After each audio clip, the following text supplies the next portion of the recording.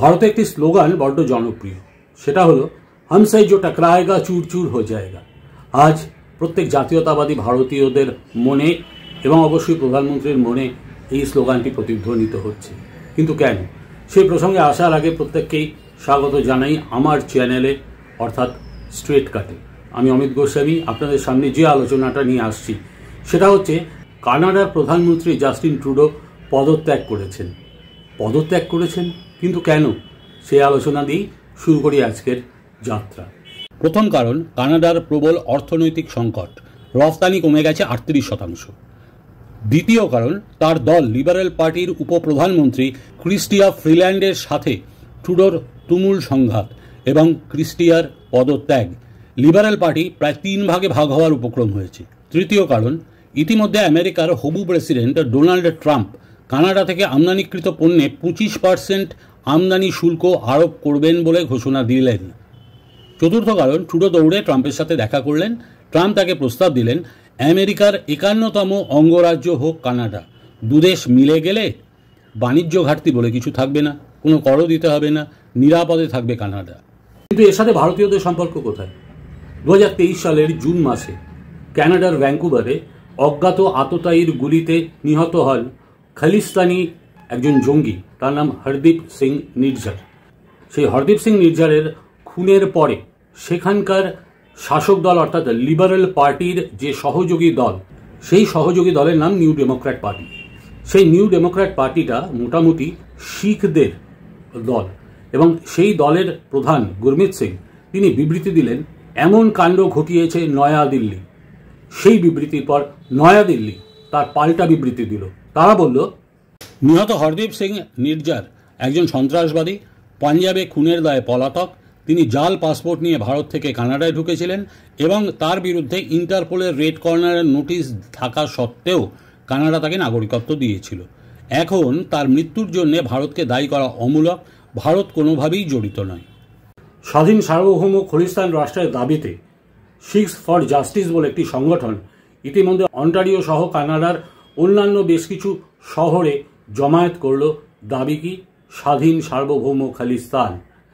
তার পাল্টা যে জমায়েতটা করলো সেটা হচ্ছে উত্তর আমেরিকায় বসবাসকারী শিখ সংগঠন, তাদের নাম শিখস অফ আমেরিকা।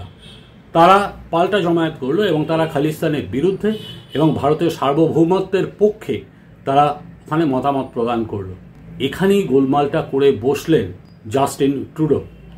জাস্টিন ট্রুডোর লিবারেল পার্টির সহযোগী দল গুরমিত সিংয়ের শিখরা, কাজেই তাদের সাপোর্টে 18ই সেপ্টেম্বর 2023 তিনি সংসদে বিবৃতি দিলেন, বিশ্বাসযোগ্য কিছু অভিযোগ খতিয়ে দেখছে কানাডা সরকার। ভারতীয় সরকারি এজেন্টরা নির্ঝরকে হত্যা করার ষড়যন্ত্র করেছিলেন বলে আমার কাছে অভিযোগ এসেছে। কানাডার প্রধানমন্ত্রীর বিবৃতির তীব্র প্রতিবাদ জানালো দিল্লি। ভারতের বিদেশমন্ত্রী এস জয়শঙ্কর পাল্টা বিবৃতিতে জানালেন, কানাডা রাজনীতি খলিস্তানিদের পরিসর দিয়েছে এবং তাদের এমন কাজে লিপ্ত হওয়ার সুযোগ করে দিয়েছে যা ভারত কানাডা দ্বিপাক্ষিক সম্পর্কের ক্ষতি করছে। হঠাৎই ট্রুডো আরও আক্রমণাত্মক হয়ে উঠলেন। তিনি এই গুরমিত সিংয়ের দলের পক্ষে বললেন, কানাডার মাটিতে কানাডিয়ান নাগরিকদের হুমকি দেওয়া ও হত্যা করায় বিদেশি সরকারের জড়িত থাকার বিষয়টি আমরা কখনোই সহ্য করব না। এর ফলে সম্পর্ক তলানিতে ঠেকল। কানাডা 10 বছরের মাল্টিপল ভিসা সেটা বন্ধ করে দিল ভারতীয়দের জন্য। ভারতীয়রা একই কাণ্ড করল, সেটা হচ্ছে কানাডার নাগরিকদের ভারতে স্বাগত জানালো না। কানাডা ওদিকে ভারতের প্রথমে 6 জন এবং তারপরে প্রায় 25-26 জন কূটনীতিককে বহিষ্কার করলো। একই কাণ্ড করলো ভারত, অর্থাৎ কানাডার 61 জন কর্মরত ছিল দিল্লিতে, তাদের 41 জনকে তারা পাঠিয়ে দিল তাদের দেশে। সব মিলে সম্পর্ক ক্রমেই তলানিতে ঠেকল এবং সব ধরনের বাণিজ্যিক আলোচনা বন্ধ হয়ে গেল ভারত এবং কানাডার মধ্যে।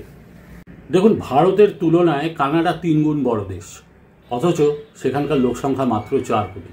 সেখানে বাস করেন 12 লক্ষ ভারতীয়। কিন্তু এই ভারতীয় বংশোদ্ভূতদের দেশপ্রেম, এই ব্যাপারটা সহ্যই করতে পারল না জাস্টিন ট্রুডো। এখানেই হয়ে গেল গোলমাল এবং সম্পর্ক এত খারাপ হয়ে গেল যে দ্য উইলসন সেন্টার তার যে পরিচালক দক্ষিণ এশিয়ার দায়িত্বে মাইকেল কোগলম্যান, তিনি বললেন যে কি ভারত এবং কানাডার সম্পর্ক আজ তো পাকিস্তান ভারতের চেয়েও খারাপ। ইতিমধ্যে ভারত কানাডা থেকে তাদের আমদানি বন্ধ করে দিল। কানাডা থেকে তারা আমদানি করত ডাল, নিউজপ্রিন্ট, কাঠের মণ্ডপ, অ্যাসবেস্টাস, পটাশ, লোহার স্ক্র্যাপ, তামা, খনিজ এবং শিল্প রাসায়নিক। আর কানাডা ভারত থেকে আমদানি করত রত্ন, গয়না, মূল্যবান পাথর, ওষুধ, তৈরি পোশাক, জৈব রাসায়নিক এবং হালকা প্রকৌশল পণ্য। এই আমদানি এবং রপ্তানি পুরোটাই বন্ধ হয়ে গেল। ভারত মূলত কানাডা থেকে সবচেয়ে বেশি যে জিনিসটা আনতো সেটা হচ্ছে ডাল। আপনারা প্রত্যেকেই জানেন যে ভারতে ডাল হচ্ছে সর্বাধিক বিক্রিত এবং গৃহীত বা কনজিউমড খাদ্যশস্য। সব পরিবারে ডালের প্রয়োজন খুব বেশি রকমের। ডাল ভারত সবচেয়ে বেশি খায়। প্রচুর ডাল ভারতে উৎপন্ন হওয়া সত্ত্বেও ভারত একটা বিরাট পরিমাণে ডাল আনতো মূলত কানাডা এবং অস্ট্রেলিয়া থেকে। আমদানিকৃত ডালের কানাডা পাঠাতো 82% এবং অস্ট্রেলিয়া পাঠাতো 18%। 2024 সালে ভারত যে কাজটা করলো প্রথমেই, সেটা হচ্ছে কানাডা থেকে ডাল আনা বন্ধ করে দিল এবং পুরো বরাতটা দিয়ে দিল অস্ট্রেলিয়াকে। ফলে কি হলো, 2024 সালে খেতে খেতে যখন ফসল ফলেছে, ডাল তৈরি হয়েছে, অথচ ডালের ক্রেতা নেই। কেননা ওখানকার তো জনসংখ্যা মাত্র 4 কোটি। সেই 4 কোটি জনসংখ্যা কত ডাল খাবে? ফলে ক্ষেতের ডাল খেতেই পৌঁছল, যার প্রভাব জনমানসে হলো সাংঘাতিক।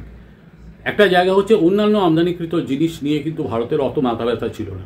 অন্যান্য আমদানিকৃত জিনিস বন্ধ করে দিলে জনমানসের প্রতিক্রিয়া হয় না, কিন্তু যখন মানুষ চোখের সামনে দেখে যে ক্ষেতের উপরে ডাল পড়ে আছে, একরের পর একর ডাল ক্ষেত, যেখানে তোলাই হচ্ছে না ডাল, সেই অবস্থায় পড়ে আছে, তার প্রতিক্রিয়া তো হবেই।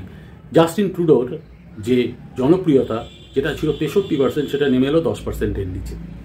এদিকে ভারতীয়রা আমেরিকার নির্বাচনে মূলত ডোনাল্ড ট্রাম্পকেই সমর্থন করলো, অবশ্যই মোদির নীরব নির্দেশে। তার ফল তারা হাতে হাতেই পেল। তার প্রথম ফল হচ্ছে, যে মুহূর্তে জাস্টিন ট্রুডো 25% তাদের উপরে কর আরোপ নিয়ে ডোনাল্ড ট্রাম্পের সাথে দেখা করতে গেল, ডোনাল্ড ট্রাম্প তাকে প্রস্তাব দিল যে তোমরা আমাদের 51তম রাজ্য হও, তাহলে তো এইসব ঝামেলা থাকবে না। তার আগে এস জয়শঙ্করের আমেরিকা সফর যে কতটা সফল হয়েছে এ থেকেই বোঝা যায়। ফিরে এলেন জাস্টিন ট্রুডো। দেশের মধ্যে, নিজের দলের মধ্যে চূড়ান্ত অশান্তি, এত অশান্তি পোয়াবে কি? কাজেই জাস্টিন ট্রুডো ঠিক করলেন যে না, অনেক হয়েছে, এবার যাওয়া যাক। কাজেই গুড বাই জাস্টিন ট্রুডো। এটাকে ভারতীয় কূটনীতির জয় ছাড়া অন্য কিছু বলা যায় না।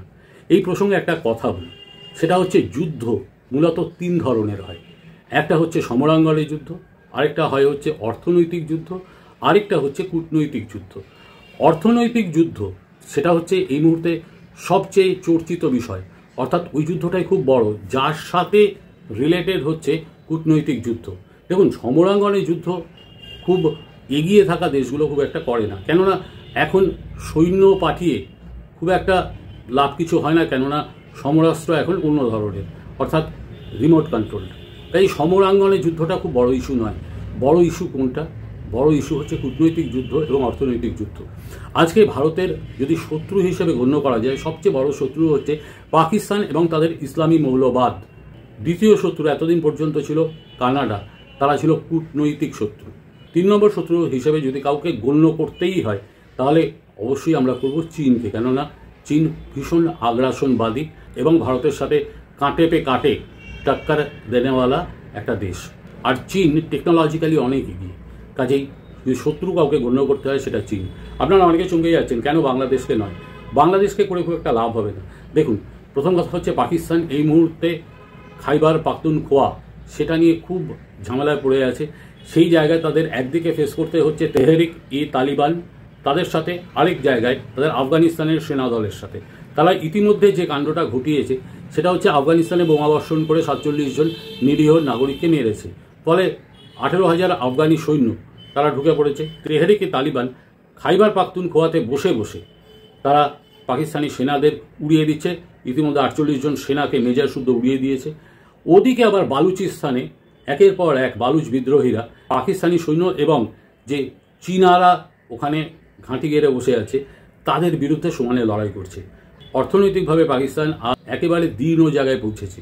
কাজেই পাকিস্তানের আয়ু খুব বেশি দিন নয়, সেটা ভাঙতে চলল। এদিকে মিয়ানমারে আরাকান আর্মি রাখাইন প্রদেশ কিছুদিনের মধ্যেই যদি স্বাধীন ঘোষণা করে, তাহলে বাংলাদেশ খুব মুশকিলেই পড়বে। কেননা বাংলাদেশের সেন্ট মার্টিন দ্বীপ ইতিমধ্যেই খোয়া গেছে। তারপরে চট্টগ্রামের কতটা তারা রাখতে পারে সন্দেহ। তারা খোঁচাখুচি করছে, সেটা হচ্ছে ভারতের 7 সিস্টার নিয়ে। বাংলাদেশ কিছুতেই আমাদের শত্রু নয়। তার কারণ হচ্ছে বাংলাদেশ সাধারণ মানুষ ঠিক এই মতবাদ নিয়ে চলে না। এটা ঠিক। ভারত এই মুহূর্তে সারা বিশ্বে একটা বড় প্লেয়ার। ভারতকে অস্বীকার করার খেসারত বাংলাদেশকেও দিতে হবে, যেমন দিয়েছে কানাডা। তবে হ্যাঁ, একটা কথাই বলতে পারি, জাস্টিন ট্রুডোর বিদায় অতি অবশ্যই ভারতের কূটনৈতিক জয়। সেই আনন্দটা আমরা পেতেই পারি এবং সেই আনন্দেই আজকে আমরা আনন্দিত। নমস্কার।